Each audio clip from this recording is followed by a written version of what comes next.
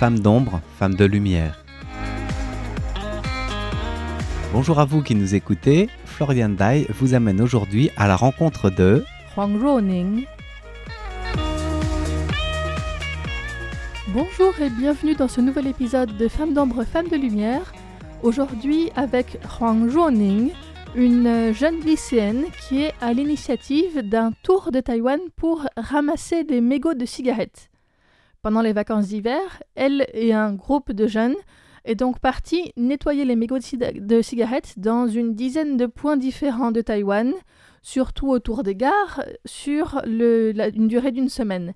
Et ils sont revenus avec 15 kilos de mégots. Huang Ruoning a été interviewé par le service chinois de RTI et donc c'est sur la base de cette interview que je vous propose cette présentation aujourd'hui parce que ça m'avait semblé très inspirant et j'ai eu envie de vous partager cette histoire autour de Taïwan.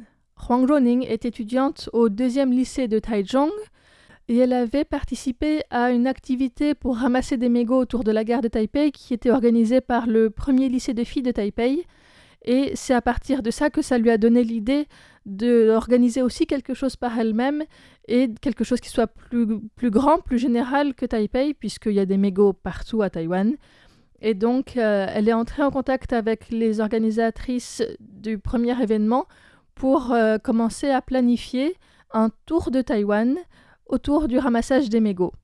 Huang Ruoning explique qu'elle s'est aussi beaucoup servi des réseaux sociaux pour informer le public de ce qu'elle et les autres personnes qui l'accompagnaient donc étaient en train de faire, ce qui a aussi permis de toucher plus de monde à travers cette action.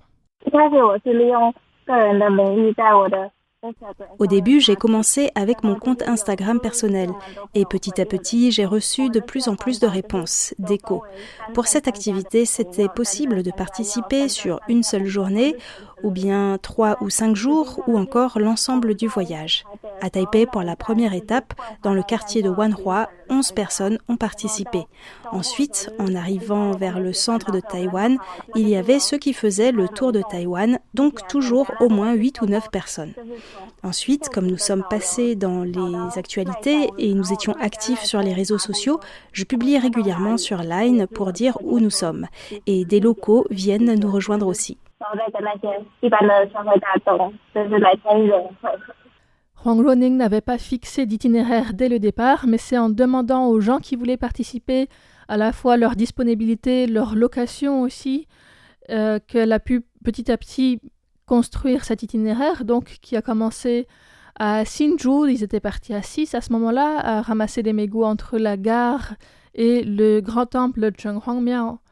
Et puis, donc c'était la matinée. L'après-midi, ils sont allés à Zhongli et puis à Wanhua à Taipei. Ensuite, le deuxième jour, à Yilan et Hualien. Et donc, une partie de cette organisation était vraiment faite en amont, une fois que les personnes disponibles s'étaient inscrites et que les billets de train étaient réservés, les logements, tout ça. Mais il y a aussi la question du matériel à porter qui se pose. Pour le matériel, je ne peux pas emporter ce qu'il faut pour tout le monde. Donc on a demandé de venir avec des pinces ou des récipients. Nous avions prévu des grands pots, mais en fait ce n'était pas suffisant, tellement il y avait de mégots.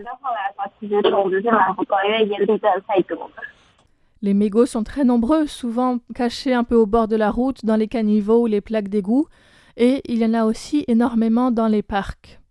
Huang Ruoning explique avoir été surprise ou parfois choquée en découvrant certains lieux en particulier. Par exemple, à la gare de Yilan, il y a une zone non-fumeur où nous avons ramassé quelques mégots par terre, mais ensuite, sur le parking juste à côté, nous avons découvert qu'il y avait énormément de déchets. C'était assez choquant et triste de voir ça.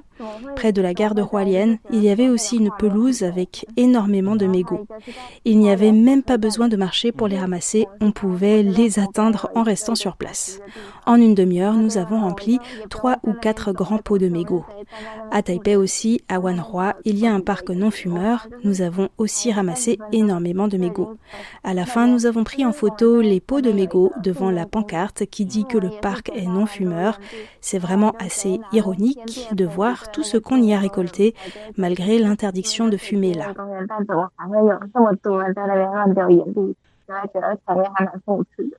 Il y a parfois des cendriers installés exprès pour pouvoir jeter ces mégots, mais en visitant ces différents lieux de Taipei, ils ont bien observé que beaucoup de gens jetaient leurs mégots par terre, et notamment beaucoup autour des gares.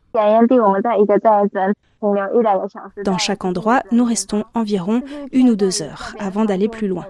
Et puis, il en reste forcément dans l'environnement. C'est impossible de tout nettoyer. Mais au total, nous avons ramassé environ 15 kilos. C'est assez difficile à imaginer parce qu'un mégot, c'est tout petit et très léger. Et donc, en fait, pour pouvoir en ramasser autant, Huang Ruoning explique qu'il les écrasait, il les tassait vraiment dans les pots pour que ça prenne moins de place, tellement ils en avaient énormément.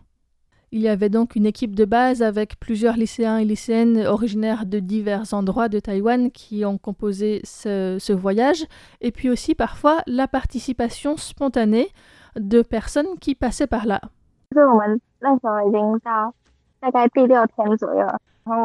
Le 6e jour de ce voyage, nous étions à la gare de Jiayi et 2 sœurs sont venues nous dire qu'elles voulaient participer aussi. Nous n'avions pas assez de pots, alors elles ont fait appel à leur grand-mère qui est arrivée tout de suite avec 6 pots. C'était vraiment encourageant. À part ça, comme cette activité a été très partagée sur les réseaux sociaux, nous avons reçu beaucoup de messages, beaucoup d'encouragements, de félicitations, mais aussi parfois des gens qui nous disent que ça ne sert à rien. C'est une action qui n'a aucun impact, si ce n'est de donner une bonne image de soi. C'est donc un écho très majoritairement positif que Huang Ruoning et son équipe ont rencontré au cours de ce voyage, donc, qui a été réalisé pendant les vacances du Nouvel An chinois, à la fin du mois de janvier cette année. Et en fait, elle s'est aussi rendue compte que l'impact de cette action n'était pas uniquement sur place avec les personnes qui les ont rejoints, mais que ça a aussi inspiré des gens à plus long terme pour continuer à ramasser les mégots ou les déchets. Comme nous avons ce groupe Line, maintenant ça arrive que des gens racontent qu'ils vont ramasser des mégots sur leur temps libre. Ça me montre qu'un petit geste peut vraiment influencer et inspirer d'autres personnes. En tant que lycéenne, on se demande parfois ce que l'on peut faire. Il n'y a pas besoin de commencer par vouloir changer le monde, mais juste de commencer à faire quelque chose soi-même. Je n'avais pas imaginé que j'aurais autant de soutien, autant de gens qui m'ont aidé à réaliser cela. Pendant le tour de Taïwan, l'équipe a pu échanger avec un bon nombre de personnes qui passaient par là, qui étaient interpellées par cette action. Et ils ont dit que c'était non seulement quelque chose de très concret, mais aussi une occasion de mieux se connaître et de réfléchir à qui l'on est, à ce que l'on veut faire, quel impact on veut avoir au niveau plus large, en fait, sur la société et dans ce monde. Nous sommes aussi une partie importante de la société dans l'avenir de ce pays. Et je trouve que cette attention à l'environnement doit commencer par l'éducation, par des actes du quotidien, comme le fait d'avoir des sacs et des couverts réutilisables. C'est vraiment la base. On ne peut pas empêcher les gens de fumer, mais on aimerait vraiment que les gens ne jettent pas leurs mégots n'importe où, qu'on puisse préserver l'environnement. Se pose aussi la question du « et après ». Alors en ce qui concerne les mégots, pour l'instant, ils sont entreposés dans un garage. Il y a un projet de les utiliser pour des expositions peut-être, ou pour des actions, des expositions, des stands, des participations à des événements, pour éveiller un débat autour du fait que un mégot, c'est quand même une pollution importante. Et puis, à part ça, il y a aussi d'autres actions qui sont en projet, notamment un nettoyage des plages ou de bords de mer sur la côte de Yunlin, donc à Mailiao, avec un terrain vague rempli de déchets où l'objectif c'est notamment de commencer par trier tout ce qui est recyclable, les bouteilles en verre, le plastique, etc., pour essayer de nettoyer cette zone-là. Plus largement, Huang Ruoning est aussi la directrice d'une association lycéenne d'économie circulaire.